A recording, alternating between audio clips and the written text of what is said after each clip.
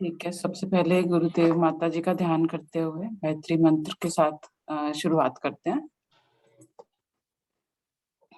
ओम भूर्भुवः स्वाहा तत्सवितुर्वरेण्यं भर्गो देवस्य धीमहि धियो यो नः प्रचोदयात्। तो आज हम गायत्री स्मृति के व अक्षर की और स अक्षर की चर्चा करेंगे। व अक्षर हमें यह सिखाता है कि मनुष्य को बाहर और भीतर से हर तरह से पवित्र रहना चाहिए, क्योंकि पवित्रता में ही प्रसन्नता रहती है। तो क्या मतलब है कि जब हम अपने आसपास हम अगर इतना सही देखें कि अगर हम नहा धोकर सुबह एकदम स्वच्छ होके स्वच्छ वस्त्र पहनेंगे और एक बार फिर से हम गायत्री मंत्र के साथ स्टार्ट करते हैं। ओम भूर्भुवः स्वाहा तत्सवितुर्वरेण्यं भर्गो देवस्य धीमहि धियो यो नः प्रचोदयात्।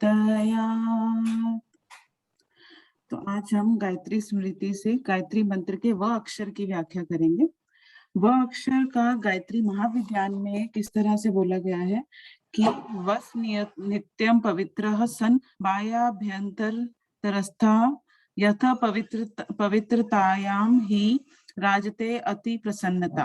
अर्थात मनुष्य को बाहर और भीतर सब तरह से पवित्र होकर रहना चाहिए, क्योंकि पवित्रता में ही प्रसन्नता रहती है।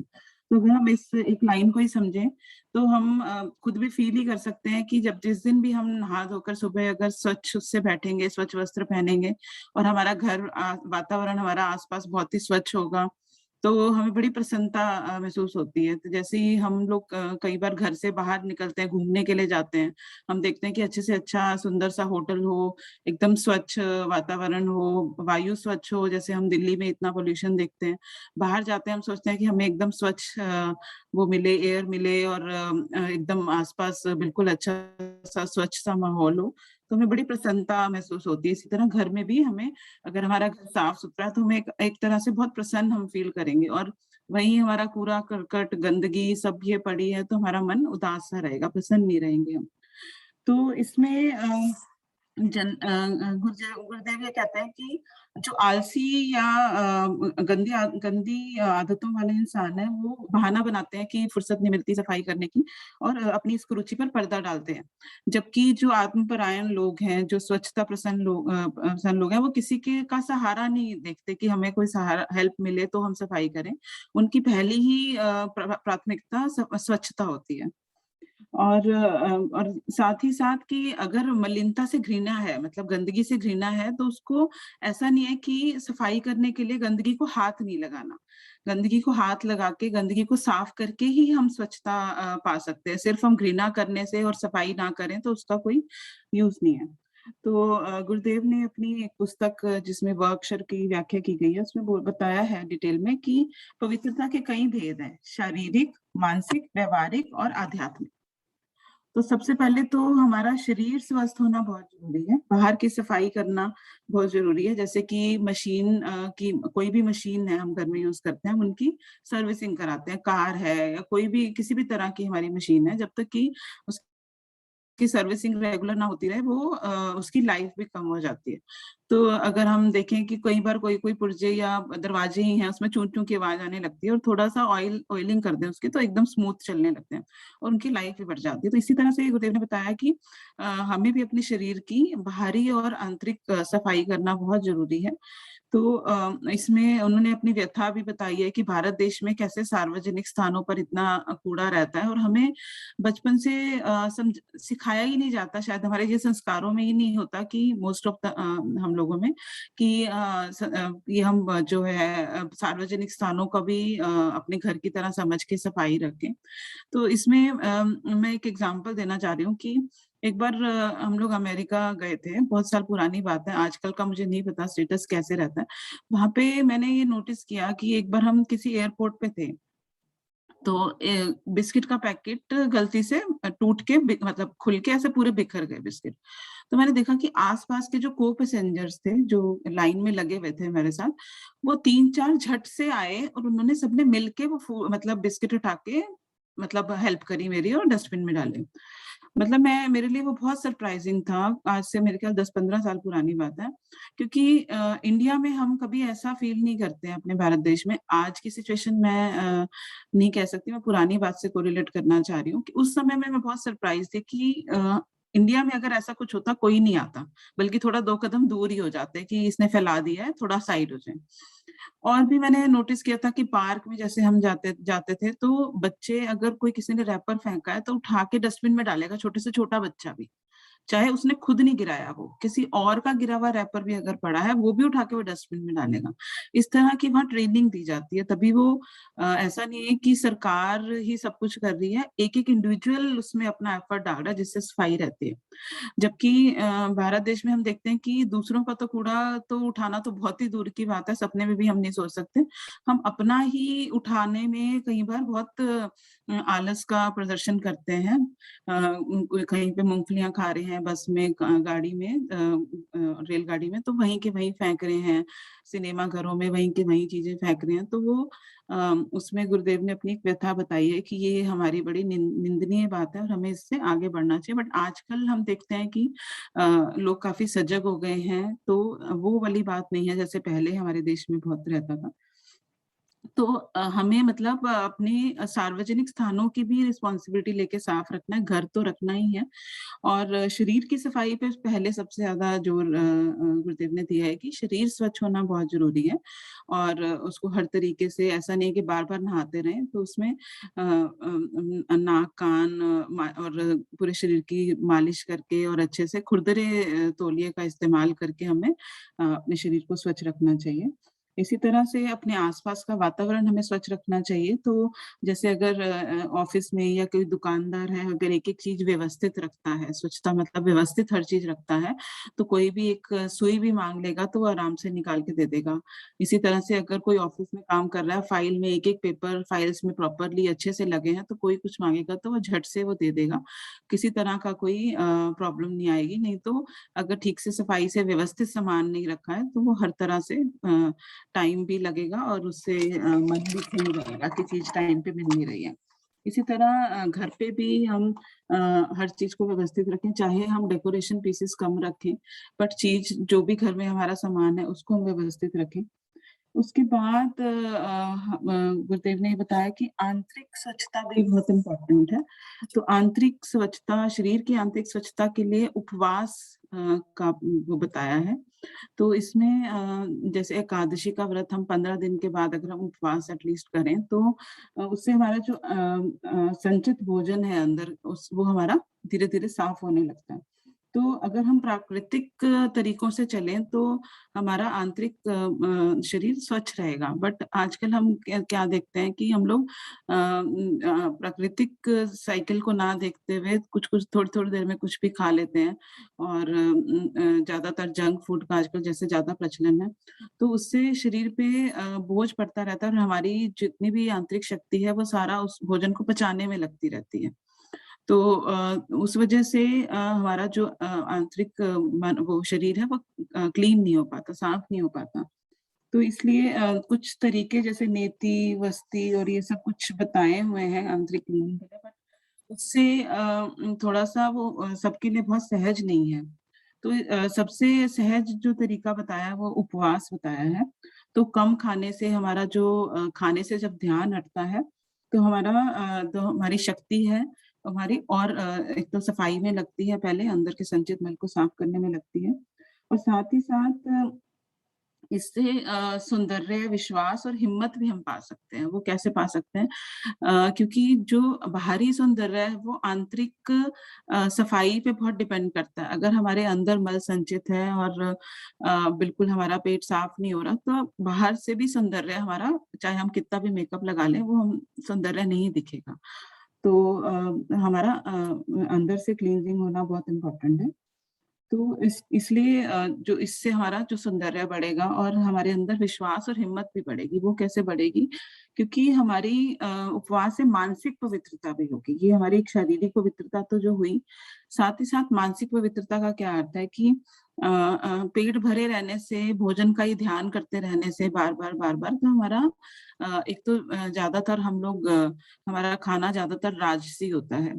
बहुत लोग अब इस ग्रुप में तो सब लोग मोस्टली सत्तोगुनी उसमें प्रवृत्ति में आ गए हैं, बट जनरल अगर हम मास पॉपुलेशन की बात करें तो जनरली हमारा राजसी राजसी खाना होता है, जो कि जिससे कि हमारे उस खाने से जैसे हम खाना खाएँगे हमारा पेट भरा रहेगा तो हमारे अंदर काम, क्रोध, लोभ के विकार भी उत्पन्न होते हैं, क्योंकि उस खाने से जो प्रभाव हमारे अंदर मानसिक तौर पे आ रहा है।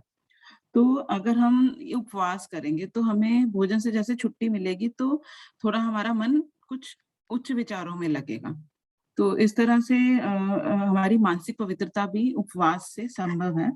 महात्मा गांधी का एग्ज़ाम्पल दिया हुआ है कि सत्याग्रह के लिए उपवास ही अंतिम उपाय है, तो वो हर चीज़ छोटी चीज़ के लिए महात्मा गांधी उपवास पे बैठ जाते थे। तो बहुत लोग पूछते थे कि आप ऐसे क्यों करते हैं? तो कहते थे कि यही मेरा अंतिम हथियार है और इससे मुझे मानसिक दृढ़ता मिलती है। मतलब मेरा मन एकदम कंट्रोल में रहता है और इस वजह से मैं सामने वाले के साथ मतलब उनके खिलाफ अपना चीज़ बात को रख सकता हूँ।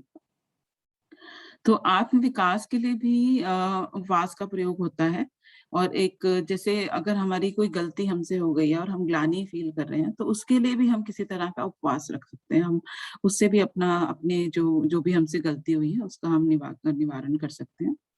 इसी तरह इसमें बताया गया है कि हिंदू धर्म में तो कितनी तरह के उपवास बनाए हैं और लोगों को साइंटिफिक वे में ना बता के कि इससे हमारा मानसिक और शारीरिक क्लीनिंग होगी और पवित्र हम बनेंगे। उसकी जगह हमने उसको धर्म के साथ जोड़ दिया है कि भगवान के नाम पे हम रख रहे हैं, पर एक्चुअली हम उसको अपनी पवित्रता के लिए उसको कर रहे हैं। इसी तरह और भी सारे धर्मों में अगर हम देखें ईसा मसीह ने 40 दिन पे एक दिन और रात का 40 दिन रात का लगातार उपवास किया था। इसी तरह मुसलमानों में रमज़ान का साल में 1 बार 1 महीने रमज़ान का व्रत रखते हैं। इसी तरह से और सभी धर्मों में कुछ ना कुछ उपवास का रखा हुआ है। तो इसी तरह से हमारे जो इस उपवास को रखने से हमारे काम, क्रोध आदि जो बहुत ही भयंकर मानसिक विकार हैं, उनको भी शांति मिलती है। लगता ये है कि ये जो आध्यात्मिक चीज़ें हैं, ये जो काम, क्रोध, विकार ये हैं, ये बिल्कुल अलग हैं। इनका कोई हमारी बॉडी से कुछ लेना-देना नहीं है, बट ऐसा नहीं है। वो इंटरनली हमारे शरीर को बहुत ज़्यादा इम्पैक्ट करते हैं। एक साइंटिस्ट ने न्यूयॉर्क में एक एक्सपेरिमेंट किया था, जिसमें उसने क्या किया कि एक गुस्से में भरे हुए इंसान का कुछ खून की बूँदें लेके उसको एक खरगोश में डाल दी।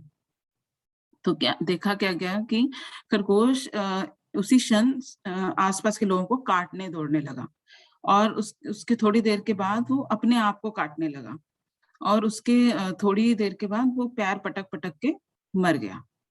मतलब ये एक्सपेरिमेंट किया गया था।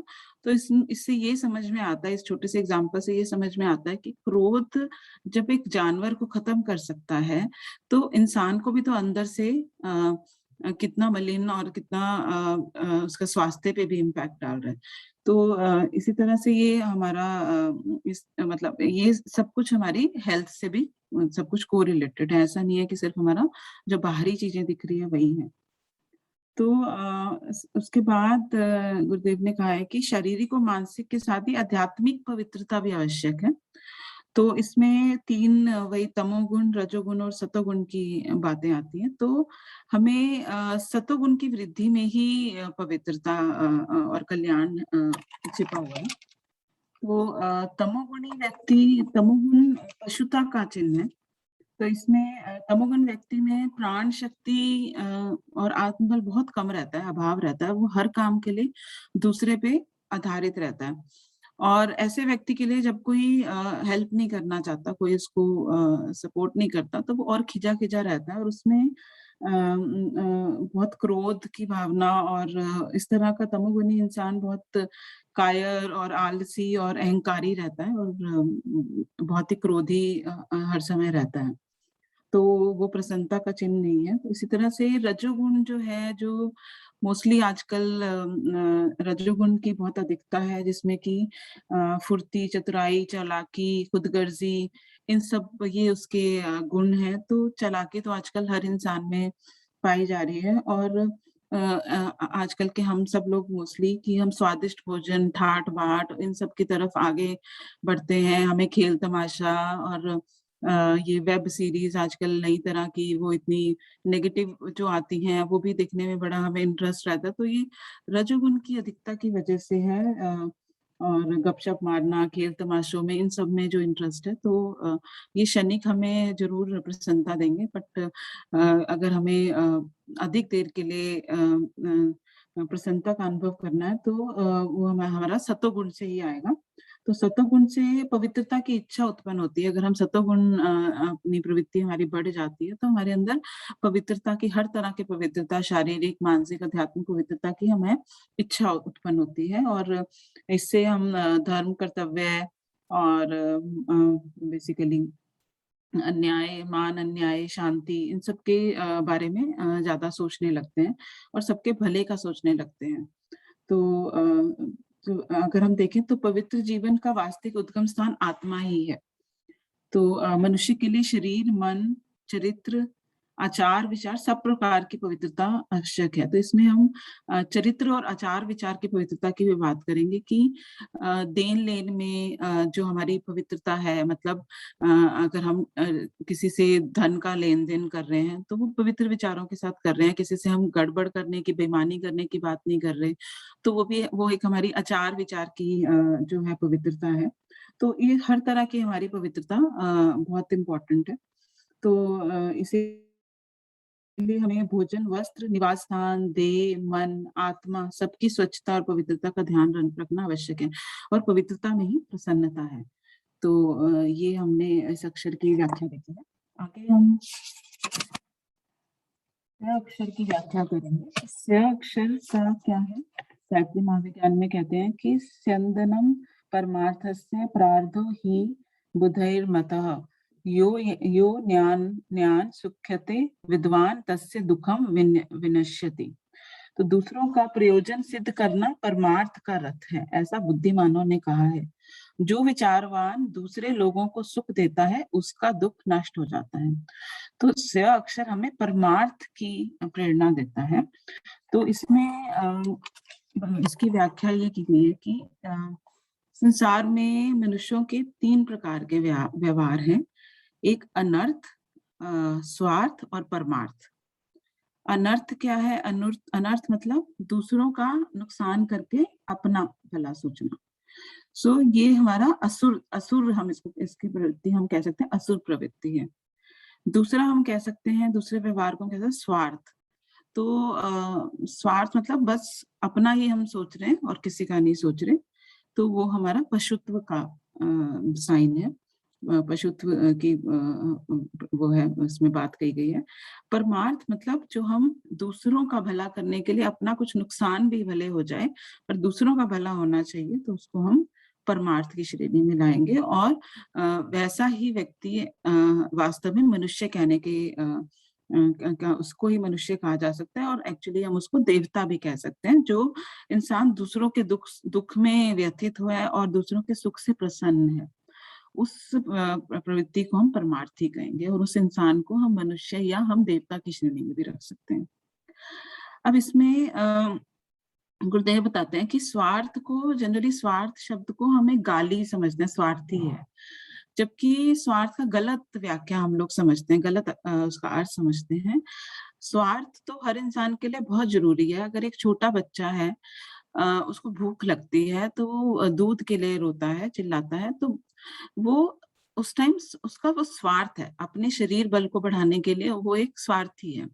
आगे भी चलते-चलते हमें अपनी सूझबूझ से हमारे लिए क्या अच्छा है, क्या बुरा है, ये हमें करना चाहिए, ये कार्य करना चाहिए कि नहीं, ये हमें खाना चाहिए या नहीं खाना चाहिए। तो इस तरह की जो चीज़ें हम अपने लिए जब वो सोच रहे हैं, वो स्वार्थ है, और ये स्वार्थ ज़रूरी भी है। अगर हम ये इस तरह का स्वार्थ नहीं करते तो हम अपने शरीर की रक्षा नहीं कर सकते, जो कि एक बहुत प्राइम हमारा सबसे इम्पोर्टेंट वो है, काम है। तो स्वार्थ होना जो हम गलत उसका अर्थ समझते हैं, स्वार्थ का मतलब वो नहीं है। स्वार्थ ये है कि अगर हम कहें अपने से मतलब, सिर्फ़ अपने से मतलब। अगर गाँव में कहीं अपने अड़ोस-पड़ोस में कहीं पे आग लग गई, हम अपने घर बंद करके बैठे हैं कि हमें कोई मतलब नहीं, हमें बाहर आग लगी, हमें कोई मतलब नहीं। वो जो स्वार्थ जो हम समझते हैं, वो एक्चुअली अनर्थ की श्रेणी में आता है। ये बेसिकली स्वार्थ को 2 तरह से करा है, गुरुदेव ने बताया है कि स्वार्थ एक परमार्थ भी बन सकता है और एक अनर्थ भी बन सकता है। तो जनरली जो स्वार्थ की टर्म हम जो समझते हैं, वो गलत समझते हैं, हम सीधा स्वार्थी बोलते हैं।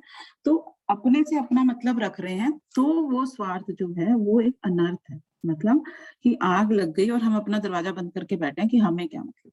और वो थोड़ी देर में पता चले हमारे घर की तरफ ही आ गई। तो वो एक स्वार्थ गलत है। इसी तरह से अ जैसे एक एग्ज़ाम्पल दिया हुआ है कि 2 किसान हैं, दोनों के पास थोड़ा-सा गेहूँ है। एक किसान क्या कर रहा है कि उस गेहूँ को मिट्टी में मिलाता है, वो उसको ग्रहण नहीं करता, खा नहीं रहा उस गेहूँ से कुछ, उसको वो मिट्टी में मिला रहा है और उसपे मेहनत कर रहा है। तो उसको बेसिकली फसल उगाने के लिए मेहनत कर रहा है, दिन-रात उसकी रखवाली कर रहा है और उसने पूरे अपने खेत में उस गेहूँ को फैलाया है और धीरे-धीरे वो 1 साल तक उसकी 6 महीने तक उसकी प्रतीक्षा करेगा, उसकी पूरी रखवाली करेगा और अंततः उसको रिटर्न में एक के कई गुना होके गेहूँ उसको मिल जाएगी। और दूसरा किसान अगर फ्यूचर का नहीं सोचता और वो सोचता है कि मेरे पास जो गेहूँ है मैं उसको खा लेता हूँ, कल का मुझे क्या पता। तो वो उस गेहूँ को अगर उसी दिन खा के अपना पेट भर लेता है, तो ये 2 अलग-अलग बातें हैं। तो जो पहला इंसान है, जो फ्यूचर का सोच के उसको कर रहा है चीज़ों को, तो वो एक परमार्थी है इंसान। कर अपने लिए रहा है बट उसको भी गुरुदेव ने परमार्थी कहा है, कि वो अपनी मेहनत से अगर कुछ अन्न उगा रहा है, पूरी मेहनत उस पे डाल रहा है, अपने फ्यूचर के लिए सोच रहा है, तो वो एक परमार्थी इंसान है। और जबकि दूसरा इंसान जिसने उसी दिन गेहूँ खा लिया, फ्यूचर का कुछ नहीं सोचा और बाद में वो दूसरे को देखता रहा कि उसके पास इतना अन्न है और मेरे पास कुछ भी नहीं है, तो वो बेसिकली वो अनर्थी है। वो इसी तरह से जैसे चटोरा व्यक्ति है या कोई अत्यधिक कामी व्यक्ति है, तो ये जो है आज की चिंता करके सिर्फ़ आज के लिए अपने शरीर में चाट और मतलब चटोरेपन से कुछ भी अपने शरीर का हित करते रहेंगे। वो फ्यूचर का नहीं सोचेंगे हमारे स्वास्थ्य पे क्या असर पड़ेगा। तो तो ये हमारा ये इसको हम कहेंगे कि ये अनर्थी व्यक्ति है, ये परमार्थी नहीं है। इसके विपरीत अगर हम संयमी व्यक्ति देखें तो वो दीर्घ जीवन के लिए ठीक तरीके से खाएगा, ठीक तरीके से अपनी एनर्जी का प्रयोग करेगा, तो वो सुलझा हुआ परमार्थी व्यक्ति है। इसी तरह से मनुष्य में ये बताते हैं कि साधारणतः पार्श्विक तत्वों की ही अधिकता ज़्यादा होती है। ज़्यादातर इंसानों में पार्श्विक प्रवृत्ति की ज़्यादा वो होती है तत्वों की। इसका क्या मतलब है कि दूसरों से लाभ उठा लें, बट हम रिटर्न में कुछ ना दें। ये ज़्यादातर प्रवृत्ति रहती है। इसमें बट गीता में भगवान कृष्ण ने भी ये चीज़ कही है, बहुत सख्त शब्दों में ये कही है कि तुम्हें मैंने देवी तत्व प्रदान करे हैं, तुम देवी तत्वों से इंसानों तुम देवी तत्वों से उन्नति करोगे, अपनी सब मनोकामना पूर्ण कर सकोगे, परंतु स्मरण रखो कि इस देवी तत्व की उन्नति तुम्हें भी करनी है। ऐसा नहीं है कि बेसिकली जैसे आजकल बहुत ज़्यादा ये चल रहा है कि ये बड़े अच्छे बाबा हैं, इनके पैर छुओ तो सब मनोकामना पूर्ण हो जाएगी और आज ये पर हमें बेटा मिल गया, बेटा हमें चाहिए बेटा हो जाए तो हम नारियल चढ़ाएँगे और इतना ये करेंगे। तो ये सब आडंबर है। गुरुदेव कहते हैं कि ये इस तरह के इंसान अनाधिकारी हैं, वो अधिकारी नहीं है चीज़ों के लिए। तो हमें बेसिकली हमें अपने अंदर देवत्व जगाना पड़ेगा तब हमें रिटर्न में कुछ मिलेगा। ऐसा नहीं है कि हम इस तरह से आडंबर करके हमें कुछ मिल जाएगा। तो हमारी पात्रता में वृद्धि होना आवश्यक है। ऐसे ही प्राचीन काल में गुरु कुछ जैसे गुरु ऋषि मुनि होते थे, जो गुरु होते थे, वो शिष्यों को कठिन कार्य देके और कष्ट सहन करने पे ही उनको कुछ प्राप्त होता था। जैसे एक राजा दिलीप का एग्जाम्पल दिया हुआ है कि राजा दिलीप संतानहीन थे। तो ऋषि वशिष्ठ जी ने उनको रानी सहित अपने आश्रम में आकर रहने के लिए कहा कि अपने जो अपनी कंफर्ट ज़ोन से बेसिकली अपने घर से बाहर निकलिए, अपने राजमहल से निकलकर आप यहाँ आइए ऋषि आश्रम में और गोएँ चराने का काम करिए। तो सेवा करने के लिए उन्होंने उनको बुलाया। तो उस सेवा में जैसे-जैसे वो करते गए, गाय की सेवा एक बार सिंह से भी बचाने के लिए उन्होंने अपनी जान तक जोखिम में डाल के उसको बचाया। तो इस तरह के परोपकार करने से, परमार्थ करने से उनको फिर बेटे की संतान की प्राप्ति हुई। तो आजकल के टाइम में जो भी जैसे त्याग और उदारता का छोटा-सा भी बोझ नहीं उठाना चाहता, तो हमें किसी न किसी बहाने से उनको कुछ न कुछ दूसरों के लिए करने के लिए तत्पर करना चाहिए। जैसे गुरुदेव तो बताते ही हैं जो आराधना वाला जो पक्ष है समय दान, अंशदान, तो हम लोग सब लोग यज्ञ वगैरह में सबको इसके लिए प्रेरित करते ही हैं, तो वो हमें आगे करते रहना चाहिए उसके लिए। इसमें परमार्थ के अनेक रूप बताए हैं। एक बताया है परोक्ष सेवा, दूसरा बताया प्रत्यक्ष सेवा और तीसरा बताया सह सेवा। परोक्ष सेवा क्या है? एक एग्ज़ाम्पल लेते हैं, जैसे कि एक दुकानदार है, वो अपनी पूरी मेहनत से चीज़ बेच रहा है और एक दूसरा दुकानदार उसमें कुछ सामान में मिलावट करके बेच रहा है, ठीक है? दोनों अपने स्वार्थ के लिए काम कर रहे हैं, अपने कमाने के लिए ताकि वो अपने परिवार का पालन कर सकें, अपने शौक पूरे कर सकें। पर जो पहला दुकानदार है जो कि मेहनत से कर रहा है, वो एक्चुअली दूसरों की भलाई सोचता हुआ अच्छी से अच्छी चीज़ दुकान पे ला रहा है और उसको बेच रहा है। वो क पैसा कमाने के लिए कर रहा है, बट दूसरा जो है वो मिलावट करके बेच रहा है।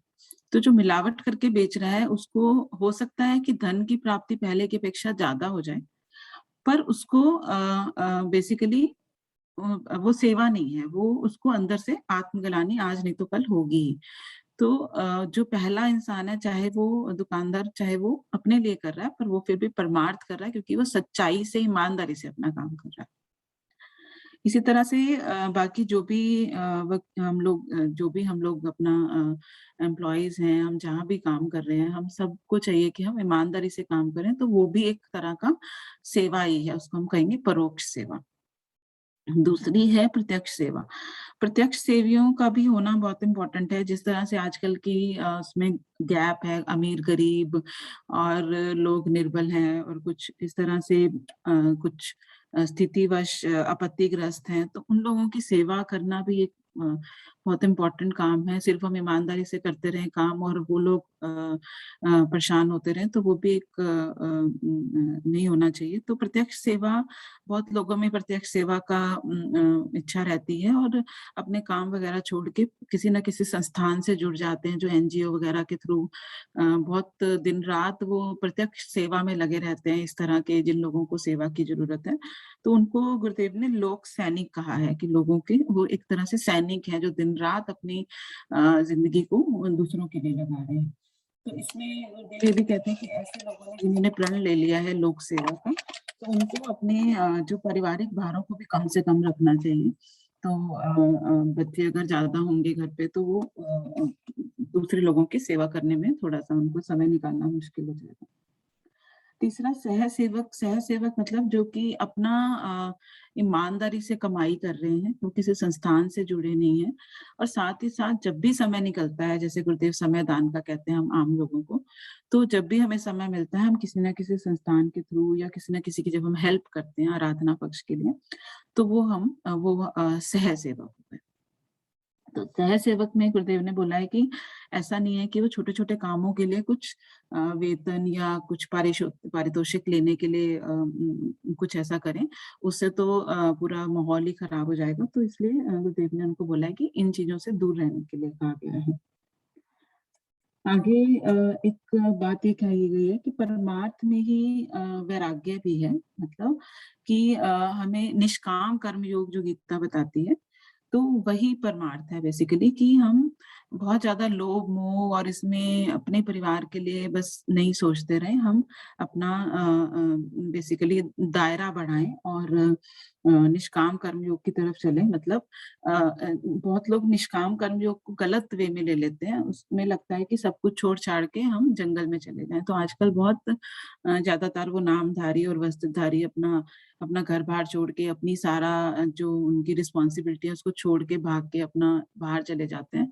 तो उसको गलत ठहराया गया है। तो वो ज़रूर अपनी आवश्यकताओं को कम कर लेते हैं, बट वो साधारण मनुष्य के स्तर से भी नीचे गिर जाते हैं, क्योंकि जो बची हुई एनर्जी है वो आलस्य में और इन सब चीज़ों में वेस्ट कर देते हैं और उसको ठीक तरह से यूटिलाइज़ नहीं करते।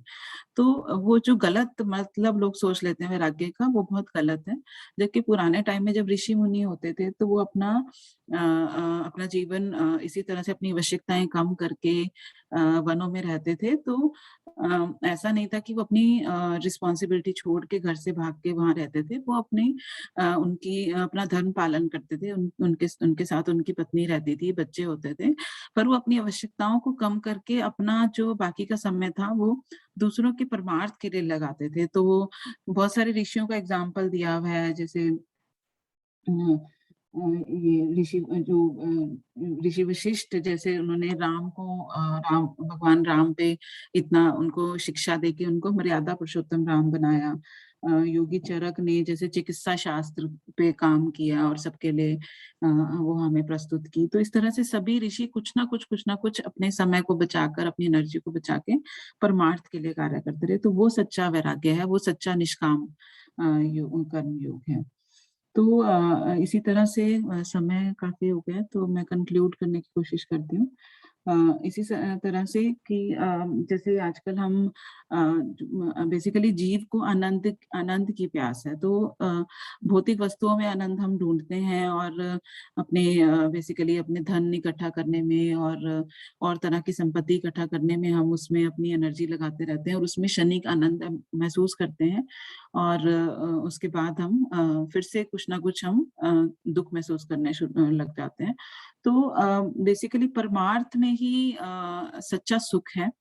तो अगर हम सांसारिक वस्तुओं में जो नाशवान वस्तुएँ हैं, उनमें अगर हम ज़्यादा अपनी आत्मीयता रखते हैं, तो आज नहीं तो कल धन कहीं न कहीं अगर हमसे छूट गया, हमारा बहुत करीबी इंसान अगर हमसे बिछुड़ गया, उसकी मृत्यु हो गई, तो हम रोते भी लगते हैं। तो वो सांसारिक वस्तुओं में जो आत्मीयता रखते हैं, सांसारिक चीज़ों में, सांसारिक इंसानों में, तो वो कहीं न कहीं हमें लॉन्ग टर्म प्रसन्नता नहीं देता। तो इसलिए हमें अपनी आत्मा का विस्तार करना चाहिए और परोपकार में और परमार्थ की तरफ अगर हम जुड़ते हैं तो हमें बहुत ही अ, अच्छा महसूस होता है, प्रसन्न हम रहेंगे। तो यही से अक्षर से हम परमार्थ की भावना पे गुरुदेव ने ज़्यादा वो उस पे फ़ोकस दिया है और इसलिए हम परमार्थ से जुड़ते रहें, यही उनकी प्रेरणा है।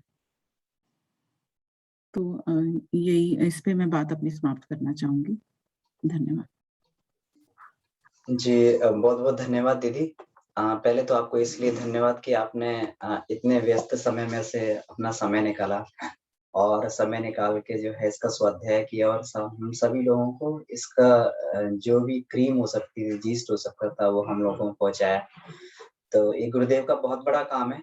तो ये गुरुदेव ने तो इतना बड़ा साहित्य की रचना कर दी है, लेकिन अब उन्हें उस तरीके के युग सैनिक चाहिए कि जो उस साहित्य में से जिस तरीके से दूध में क्रीम और मक्खन और घी को निकालते हैं, उस तरीके से क्रीम में निकाल कर और सभी पे पहुँचा सकें। तो कुछ न कुछ साहित्य के स्वाध्याय के माध्यम से, अनुभव के माध्यम से कुछ न कुछ ऐसी बातें उसमें से निकल के आती हैं, जो दूसरे के जीवन में क्रांतिकारी परिवर्तन कर सकती हैं। तो ये एक भैया बहुत बड़ा काम है। नहीं भैया, जब जिस दिन आप टॉपिक देते हो ना, मतलब मुझे लगता है पूरे साल में एक आध बार हम लेते हैं, तब रियलाइज़ होता है कि आप जब हर रोज़, हर हफ्ते क्लास लेते हो तो कितनी मेहनत उस पे डाल रहे हो, मतलब आप महान हो। महान नहीं है दीदी, ये एक सहज प्रवृत्ति बन जाती है जीवन में। जैसे हुँ, अब मुझे जैसे गाड़ी चलाना नहीं आता है और मैं गाड़ी चलाऊँगा तो बड़ा कॉन्शियस होके बड़ी मेहनत से मुझे गाड़ी चलानी पड़ेगी। लेकिन आप जब गाड़ी चलाते होंगे तो आप बात भी कर रहे हैं फ़ोन पे या फिर आप आपका ध्यान कहीं और भी है या फिर अपने लेक्चर को भी चिंतन कर रहे हैं, तब भी आप जो बड़ी सहजता से चला रहे हैं। तो स्वाध्याय अपने जीवन में एक सहज रूटीन बन गया है, तो इसलिए कुछ बहुत ज़्यादा इसमें एफर्ट अपना नहीं है। कोई महानता नहीं है, एक एक स्वाभाविक प्रवृत्ति है कि जिस चीज़ का हम अभ्यास करें, वो सहज प्रवृत्ति बन जाती है। तो इसलिए जो है, महानता आप लोगों की है कि आप लोग जो है जब भी टॉपिक लेते हैं, तो उसके लिए बहुत मेहनत करते हैं और अपने बहुत सारे एक्स्ट्रा समय में से जो है बिज़ी शेड्यूल में से एक्स्ट्रा समय निकालते हैं, तो एक वो बहुत बड़ी महानता है। आपने, शुचि दीदी ने और नितिन भैया ने क्लास ली, तो ये एक बहुत बड़ी बात है, उपलब्धि की बात है, हम सभी के लिए। तो कोई प्रश्न होगा तो दीदी से हम लोग इसमें प्रश्न पूछ भी सकते हैं, आपस में चर्चा भी कर सकते हैं या कोई अनुभव हो तो अपना अनुभव व्यक्त कर सकते हैं। जी। भैया प्रणाम, दीदी प्रणाम। प्रणाम। प्रश्न तो वो नहीं है भैया, लेकिन मैं एक्चुअली वंदना दी के लिए कुछ बोलना चाह रही थी। आज सुबह ही मेरा चिंतन था। मुझे लग रहा था कि जो हमारी सामाजिक व्यवस्था है कि पहले बनी हुई थी कि भाइयों के लिए बाहर की व्यवस्था और स्त्रियों के लिए घर की व्यवस्था। और वंदना दी ऐसी हैं कि इनका कॉलेज का मुझे नहीं लगता कि सैटरडे भी शायद छुट्टी रहती है इनकी। और पूरा वहाँ फुल उससे काम करना, घर का देखना, सामाजिक इसका मैं आज सवेरे यही सोचे थे, मैंने कहा यार गुरुजी किस तरीके से काम करते हैं, कराते हैं। बड़ा मुझे सुबह इनके साथ भी डिस्कशन किया। मैंने कहा यार दीदी धन्य है कि इतना मतलब सारी चीज़ों को लेके साथ में चलना। बाहर के काम का अलग प्रेशर होता है, घर के काम का अलग प्रेशर होता है। छुट्टी भी हफ्ते में 1 दिन मिलती है। और उसमें भी ये मुस्कुराती रहती हैं आराम से, करती रहती हैं। आज का क्लास भी देखिए उसमें टाइम निकाल करके पढ़ करके वो कर दिया जो है। ये तो आप सबका भाव है, धन्यवाद। ये तो गुरुदेव की देखिए, कृपा है, सब पर बनी रहे। हाँ, नहीं दीदी भाव तो वो दिखता है, मतलब चीज़ें समझ में आती हैं। जितना भी वर्किंग उनको मैं देखती हूँ, तो मुझे एक्चुअली लगता है कि सबको ऐसा नज़र होना चाहिए कि आप हुई, मेरे बहुत पास वाले में, मेरी बहन जो डॉक्टर है, मेरी भाभी हैं जो लैब अपना पूरा चलाती हैं। मुझे वही लगता है यार इन लोगों का मतलब क्षमताएँ अंदर से शायद इतनी विकसित हो गई हैं कि चेहरे पे कोई वो नहीं आने देते कि दर्द में है कि नहीं करना है, ये वाला भाव नहीं आता। तो मैं आपके लिए ही बोलने की ये कर रही थी कि भैया मतलब गुरुजी आपको ना बड़ा वो करके रखे हैं कि इतना आपको मैनेजमेंट का ऐसा दिए हैं और दिमाग इस तरीके से शांत रखे हैं कि चीज़ों को आप मैनेज कर पा रही हैं। बस दीदी, धन्यवाद। नहीं, आज सुबह ही दीदी ये थॉट आया, तो मैंने कहा जैसे क्लास छूटते ही मैं पहले ये बात रखूँ अपनी जो है। नहीं, मुझे बहुत एफर्ट डालना पड़ता है कुछ भी बताने के लिए। वही मुझे लगता है सहज वो नहीं है स्वाध्याय में। तो बट एक जब भैया बता देते हैं कि करना है, तो मुझे एक ये हो जाता है कि मतलब मुझे एक कि भैया रोज क्लास लेते हैं और कभी कभार कहते हैं तो वो करना चाहिए, मतलब ना चाहे कैसे भी करो। तो इसलिए मुझे मतलब मेरे उसमें नहीं है, मतलब मुझे स्वाध्याय सहज इतना समझ नहीं आता जल्दी से, और मेरे उसमें नेचर में भी नहीं आया अभी तक। तो मेरे लिए बहुत डिफिकल्ट होता है, बट मैं सोचती हूँ इसी से लर्निंग है, और मैं इसको कोरिलेट करती हूँ कि जैसे हम लोग क्लास में पढ़ाते हैं ना, तो हम पढ़ाते रहते हैं और हमारा हर सेमेस्टर ये रहता है कि बच्चों से प्रेजेंटेशन जरूर लेनी है। तो मैं इसको ना उसी से रिलेट करती हूँ कि भैया की क्लासेस चल रही है, हम बच्चों से प्रेजेंटेशन ले रहे हैं। तो हम बच्चों से लेते हैं ताकि उनकी उन्नति हो सके, ठीक है, वो उनकी स्किल डेवलप हो प्रेजेंट करने की, वो बना सके प्रेजेंटेशन, समझा सके, सेल्फ स्टडी कर सके, है ना। तो इसी तरह से मुझे लगता है कि भैया ने जब काम दिया तो हमारी उन्नति के लिए किया है, कि हमारी भी, हम कुछ पढ़ेंगे तो हमारी प्रगति होगी आगे। तो इसलिए बहुत बहुत धन्यवाद। जी दीदी, आपकी महानता है कि आप इतना जो है वो श्रेय दे रही हैं। लेकिन ऐसा नहीं है, सुनने की ललक जो है हर एक की आत्मिक प्रगति अलग होती है। तो जो बात आपके मुख से निकल जाएगी, हो सकता है कि हम उस बात को पढ़ के भी समझ ना पाएँ या फिर उसको जो है उस लेवल पे ना पहुँच पाएँ। तो हर एक की प्रगति अपनी अलग-अलग है। तो जिस तरीके से होता है कि जो जल में जो भी चीज़ मिला दी जाए या फिर किसी जो हमारी स्फटिक मणि होती है, तो स्फटिक मणि को अगर किसी भी कलर के पास रख दिया जाए, तो उसी रंग का उसमें से आने लगता है। तो इसी तरीके से गुरुदेव का स्वाध्याय है कि गुरुदेव का स्वाध्याय स्फटिक मणि की तरीके से है। वो जिस भी रंग में जाएगा, उसी रंग का जो है उसमें से विशेषता निकलेगी। तो ये हर एक रंगों की अपनी अलग विशेषता होती है। तो इसलिए जो है जहाँ पर भी जाएगा वो उस तरीके से, हम चाहे कितना भी बढ़िया करें या कोई भी कितना भी बढ़िया करे, लेकिन जो आप लोगों के मुँह से निकलेगा तो वो हो सकता है कि हो क्या सकता है, वो हम लोगों की पकड़ से भी बाहर होता है। जी दीदी। तो इसलिए सभी को ये करना चाहिए, तो डिफरेंट-डिफरेंट जब मिलते हैं तो डिफरेंट-डिफरेंट इससे स्वाध्याय की और प्रगति होती है, सुनने से, श्रवण करने से। भैया लेकिन मैं जैसे कोशिश करती हूँ कि पढूँ। अभी तो ई-बुक वाले फॉर्म में आ गया है तो बुक्स बड़े ईज़िली वो भी हो जाती हैं। लेकिन क्या होता है कई बार पढ़ते-पढ़ते ना एकदम से ऐसा हो जाता है अंदर से कि यार अभी पहले इसको अपने लाइफ में तो लाऊँ। हुँ, पता चला बस पढ़-पढ़ के इकट्ठा हो रहा है, बता रही हूँ और जीवन शैली में लाने का नहीं हो पा रहा है। तो एकदम से रिदम ऐसा टूट जाएगा कि फिर वो महीनों बन ही नहीं पाता कि हाँ, अच्छा पढ़ूँ, देखूँ, करूँ। फिर वो छूट सा जाता है बिल्कुल। फिर मेरे को नए सिरे से करना पड़ता है जो है। लेकिन बार बार जैसे जैसे ही पढ़ के आगे निकलने का लगता है कि हाँ, कंटीन्यूअस पढ़ती रहूँ, जानूँ, तो तुरंत अंदर से ही भाव आता है कि पहले जितना जाना पहले इसको अपने जीवन में उतारने का तो हो जाए। ये पता नहीं क्या चक्कर हो जाता है मेरे साथ। हाँ, तो ये चक्कर है दीदी, इसमें इसीलिए गुरुदेव ने जो है एक ही बात को समझाने के लिए उन्होंने जो 100 जगह 100 तरीके से उस बात को लिखा है। क्योंकि व्यक्ति की मनस्थिति पता नहीं किस दिन कैसी होती है, तो ये इसी तरीके से होता है। जैसे हम लोग जैसे ये है कि एक तरीके का भोजन हम लोग रोज़ नहीं कर सकते, ये मन का स्वभाव है। एक तरीके का भोजन हम लोग तीनों टाइम और ये करते रहेंगे तो मन को कुछ चेंज चाहिए, मन को रोज़ नया एक नया टेस्ट चाहिए। तो उसी बात को गुरुदेव ने 100 तरीकों से लिखा है, तो रोज़ अगर हम स्वाध्याय करते हैं, तो ये हमारे साथ भी हुआ था कि हम जो है केवल अभी ये बात तो समझ नहीं पाए हैं। ये बात तो आचरण में आई नहीं है। तो हो सकता है आचरण में आते-आते सालों गुज़र जाएँ, क्योंकि आचरण में आने का मतलब है उस बात को आत्मसात करने के लिए व्यक्ति का पूरा जीवन भी निकल सकता है, और वो तो तब तक हम स्वाध्याय की हमारी वो नहीं रुकनी चाहिए। क्योंकि रोज़ नया स्वाध्याय का आयाम होना चाहिए, नई चीज़ पढ़नी चाहिए, क्योंकि ये मन का स्वभाव है, मन को रोज़ नए विचार चाहिए। अगर नए-नए विचार मिलेंगे तो वो फिर चाहे कितना भी महान विचार पे हम काम कर रहे हैं, वो ऊब जाएगा उससे। तो इसलिए नए-नए तरीके से उसी बात को जानना, नए अब चीज़ें तो मालूम है, सारी चीज़ें मालूम है, लेकिन जब हम एक नए विषय को पढ़ते हैं तब उस तरीके से मन में जो प्रेरणा आती है और फिर उसको उस विषय पे काम करने के लिए मन को इंस्पिरेशन मिलता है, मन को रस आने लगता है। तो नए-नए आयाम से जो है चीज़ों को समझना ज़रूरी होता है। इसीलिए वेद कहता है कि अरह स्वाध्याय करें। इतना स्वाध्याय करें, इतना कि उसमें तो हर एक क्षण में स्वाध्याय करने के लिए बोला है कि कुछ नया पढ़ते रहें, पढ़ते रहें, पढ़ते रहें। अब ज़रूरी नहीं है कि उस चीज़ को हम अपने जीवन में इम्प्लीमेंट नहीं कर पाए। महात्मा गांधी ने 2 ही एक ही सूत्र को जीवन में पालन किया है। एक तो समदर्शी वाला सूत्र, दूसरा अपरिग्रहिता का सूत्र। लेकिन फिर भी जो उनका स्वाध्याय बहुत था, बहुत पढ़ते थे वो। तो इसलिए एक सूत्र को अपना लें कि हमें ये करना है, लेकिन पढ़ना हमें नहीं वो करना चाहिए। हम पढ़ते रहें, भले ही वो हमारे अंदर उतर रहा है कि नहीं उतर रहा, लेकिन मन को ज़रूर उसमें खुराक मिल जाएगी नई, और एक नई दिशा, एक नई प्रेरणा मिल जाएगी। दीदी। हाँ भैया सही कह रहे हैं, कम से कम एक डायरेक्शन में चलते रहते हैं, भटकते नहीं हैं। कम ये फ़ायदा तो रहता ही है जो है। जी, जी।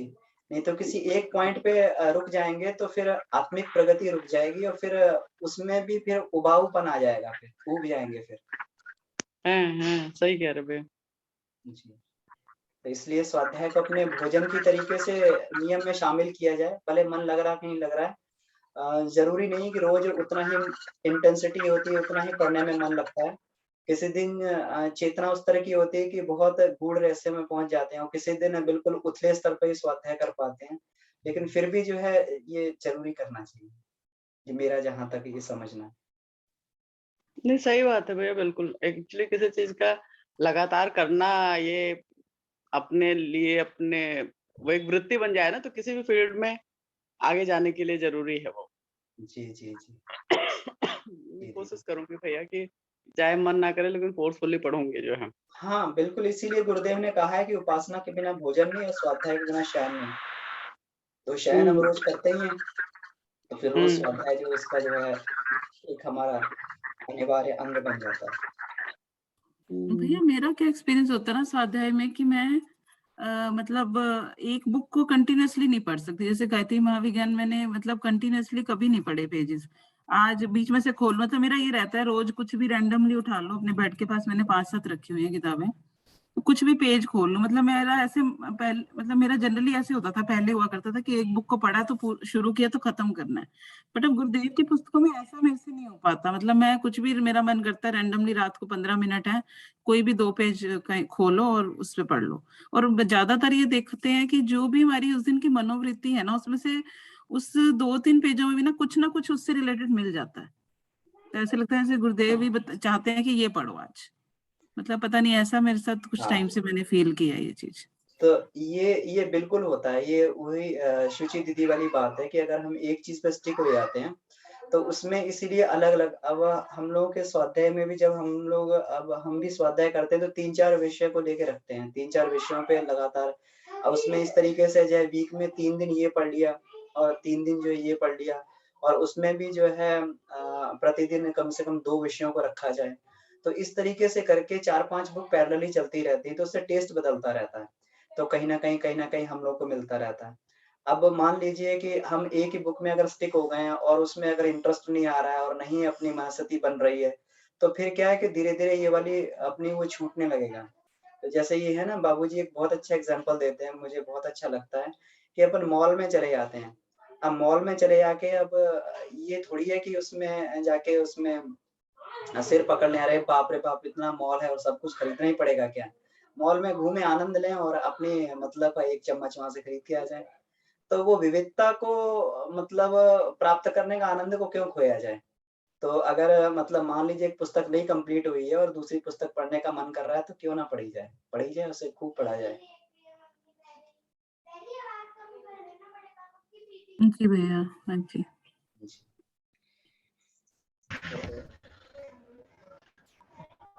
ठीक है, तो बहुत ही अच्छी चर्चा रही और दीदी से आज बहुत कुछ सीखने को हम लोगों को मिला। इसी तरीके आदित्य से हम क्या लोग कुछ बोल रहे हैं शायद?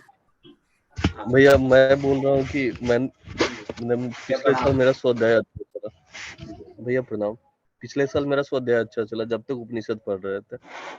फिर उपनिषद पढ़ने के बाद मुझे ऐसा फील होने लगा कि मैं इसका प्रैक्टिकल कर ही नहीं रहा हूँ, तो फिर से क्या हुआ कि उसके बाद मेरा स्वाध्याय कंटिन्यू ही नहीं हो पाया और मैं बार बार उपनिषद ही पढ़ने लगता हूँ। मतलब मैं जब स्वाध्याय मतलब उसी में मुझे रुचि आने लगता है। अगर मैं वाग्मय उठाता हूँ तो मतलब कि आलस्य आने लगता है। जैसे चेतना का शिखर वाग्मय है, उच्च स्तरीय साधना है, ये सब मैंने पढ़ने का प्रयास किया लेकिन मैं कंप्लीट नहीं कर पाया और बीच बीच में मतलब छूट गया। अभी तो कुछ दिनों से चल ही नहीं रहा है, मतलब स्वाध्याय हो ही नहीं पा रहा है। ये सब दिक्कत चल रहा है मेरे हाँ, स्वाध्याय। तो ठीक है भैया, इसमें आपको जो इंटरेस्ट आ रहा है ना, अब उसमें ये होता है कि स्वाध्याय में रस तब आता है जब हम अपने आप को वहाँ पे खोज लेते हैं, है ना? मतलब अपने हमें लगता है कि ये बिल्कुल चीज़ें हमारे साथ चल रही हैं, तो वहाँ रस आने लगता है।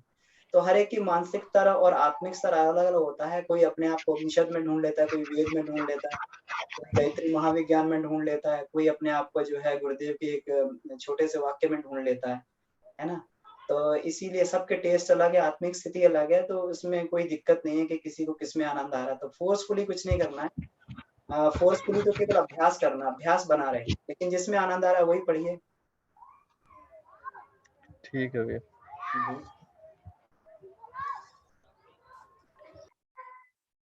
तो ठीक है, तो इसी के साथ में आज की कक्षा को यहीं समाप्त करते हैं और हम लोग नित्य नए स्वाध्याय को आयाम देते रहेंगे और इसी तरीके से एक-दूसरे का हम लोग जो है अपने अनुभव से मार्गदर्शन करते रहेंगे। परम पूज्य गुरुदेव वंदनीय माताजी से को धन्यवाद देते हुए वंदना दीदी को बहुत-बहुत धन्यवाद आज की कक्षा के लिए। आइए इसको जो है हम लोग समाप्त करते हैं कक्षा को यहीं। ओम शांति, शांति, शांति। समाप्त।